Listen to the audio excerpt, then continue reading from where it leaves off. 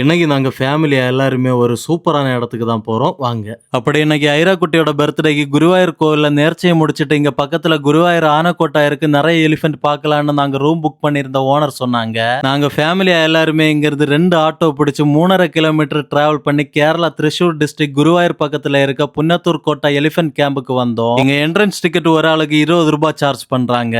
இங்க உள்ளாடி போனதுமே ஒரு பழங்காலத்து குளம் ஒண்ணு இருக்கும். அதை பாக்குறதுக்கே ரொம்ப கிரீனிஷா அழகா இருக்கும். அப்புறமா உள்ளாடி நடந்து போனா இங்க சைடுல நிறைய எலிஃபென்ட கட்டி போட்டிருப்பாங்க. எப்படியும் 40க்கு மேல யானைகளை நீங்க இங்க பார்க்கலாம். ஐராகுட்டி யானையை பார்த்ததுமே யானைக்கு பிளைன் கிஸ் எல்லாம் கொடுத்து விளையாடிட்டு இருக்கா.